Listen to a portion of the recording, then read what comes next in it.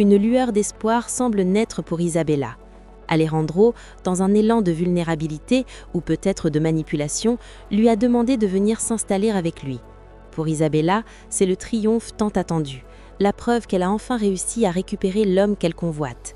Elle l'annonce à son ami avec une joie non dissimulée, y voyant une opportunité d'or pour prouver à Alejandro qu'elle est la seule femme capable de le sortir de sa crise. Mais derrière ce bonheur de façade, les intentions d'Isabella sont claires. Elle veut reprendre le contrôle total de la famille et évincer Sofia une bonne fois pour toutes. Sofia, de son côté, est au cœur d'un tourment émotionnel intense. Elle s'inquiète pour sa sœur Rebecca, qu'elle sent perdue et manipulable. Miguel, l'homme qui semble être devenu son protecteur désintéressé, lui propose une solution: offrir un emploi à Rebecca au sein de la banque pour l'éloigner des mauvaises influences et surtout d'Alvaro, son petit ami toxique. Sofia hésite, connaissant le manque de sérieux de sa sœur, mais finit par accepter, touchée par la générosité de Miguel. Ce qu'elle ne sait pas, c'est que Miguel cache lui-même un lourd secret. Il est gravement malade et ses jours sont comptés.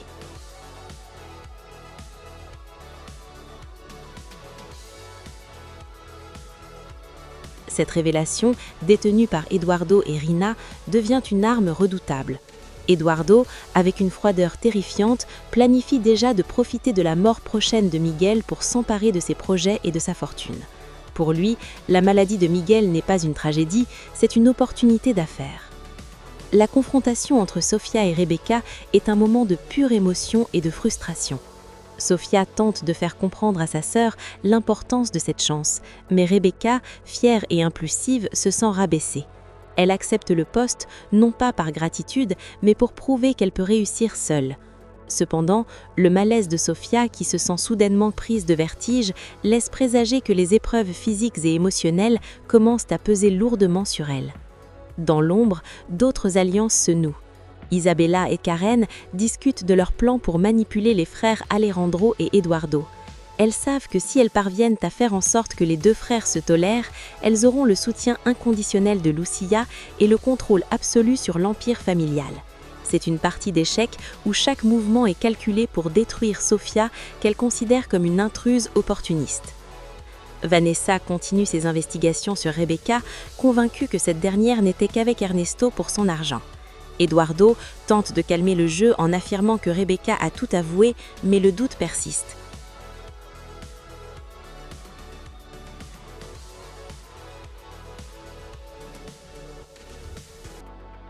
Rebecca se présente à Max avec une assurance feinte, affirmant vouloir travailler aux côtés de Miguel, admirant soi-disant tout ce qu'il entreprend.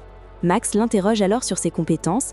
Rebecca avoue sans détour n'avoir aucune expérience de bureau, se vantant plutôt de savoir diriger et organiser les gens.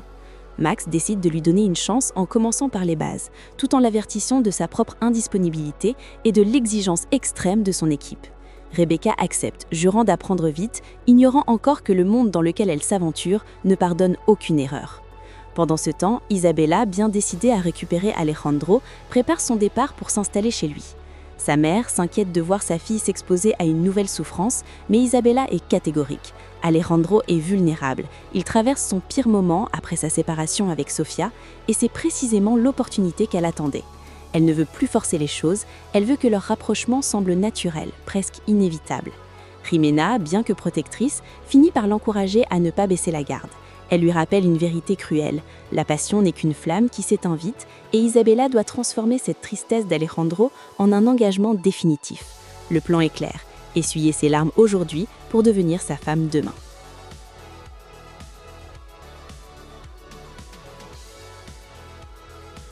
Mais alors que ces intrigues se nouent, une scène d'une tendresse déchirante se joue entre Sofia et Miguel. Sofia, le cœur lourd, confie à Miguel à quel point sa mère lui manque, surtout en ces temps de tourmente. Elle cherche des réponses dans le souvenir de celle qui savait toujours trouver les mots justes. Miguel, touché par la vulnérabilité de la jeune femme, lui rappelle qu'elle a hérité de ce don de prendre soin des autres, souvent au détriment de son propre bonheur. Dans un moment de pure émotion, alors que les larmes coulent sur le visage de Sofia, Miguel laisse parler son cœur et lui avoue qu'il commence à ressentir quelque chose de très fort pour elle. Mais le destin a un timing cruel. Au moment précis de cette déclaration, Sofia est prise d'un malaise soudain et s'effondre. L'urgence gagne alors les couloirs du pouvoir et de la santé.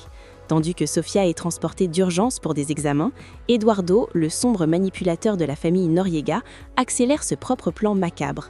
Il ordonne des investissements massifs et des acquisitions de terrain à La Paz et Cabo, pressé par une information qu'il vient de découvrir. Miguel est gravement malade. Eduardo veut bâtir son empire et sécuriser ses projets avant que Miguel ne rende l'âme, montrant une fois de plus son absence totale de scrupules. Rien ne semble pouvoir l'arrêter, pas même l'éthique la plus élémentaire.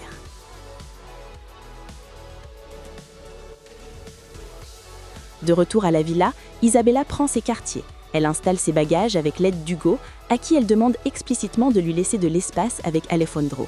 Elle veut être la seule à ses côtés, la seule à l'écouter, la seule à l'accompagner vers une guérison qu'elle a elle-même planifiée. Elle isole Alejandro, convaincue que le silence et l'intimité finiront par briser ses dernières résistances envers elle. Pendant que les riches complotent, la famille de Sofia tente de survivre. Poncho et les autres, malgré la perte de leur travail, refusent de baisser les bras. Poncho a une idée lumineuse. Si les clients ne peuvent plus venir à eux, ils iront aux clients. C'est la naissance de leur Lanchonete mobile, un food truck improvisé qui leur redonne espoir. Ils prévoient de vendre des burritos et des tacos directement devant les bureaux des grandes entreprises. C'est alors que le moment de vérité arrive pour Sofia. À la clinique, accompagnée par un Miguel protecteur, elle attend les résultats de ses examens. La tension est insoutenable. La doctoresse entre enfin avec un sourire qui va changer l'histoire. Sofia n'est pas malade, elle est enceinte. Le choc est total. Sofia reste pétrifiée. Cet enfant, elle l'a désiré avec Alejandro, c'était leur projet de famille, leur projet d'amour. Et aujourd'hui, alors qu'ils sont séparés par les mensonges d'Eduardo et les manipulations d'Isabella, elle porte en elle le seul lien indestructible qui lui reste avec l'homme qu'elle aime.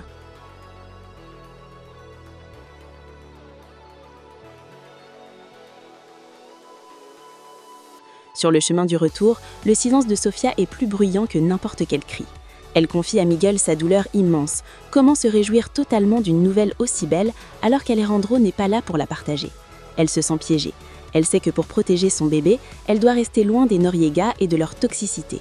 Miguel, fidèle à lui-même, lui promet un soutien indéfectible, lui assurant qu'elle ne sera jamais seule. Sofia prend alors une décision radicale. Elle gardera ce secret pour le moment, le temps de trouver la force de protéger cette vie innocente des griffes de ceux qui ont détruit son bonheur. La nuit tombe sur Cabo, mais le repos n'est qu'une illusion. Sofia, seule dans sa chambre, caresse son ventre et parle à son futur enfant, lui promettant d'être la mère la plus aimante du monde, tout en implorant l'aide de sa mère disparue pour prendre les bonnes décisions. Mais alors que se prépare à une lutte solitaire pour sa dignité, à la villa Noriega, la trahison franchit une nouvelle étape. Isabella, vêtue d'une élégance provocante, accueille Alejandro avec du vin et une annonce glaciale. À partir de cette nuit, ils dormiront ensemble. Le piège s'est refermé. Alors qu'une nouvelle vie commence dans le ventre de Sofia, une union forcée par la manipulation s'installe dans le lit d'Alejandro. N'oubliez pas de laisser un like et de vous abonner pour plus de vidéos. Alors on se retrouve à bientôt pour l'épisode 71. Prenez soin de vous.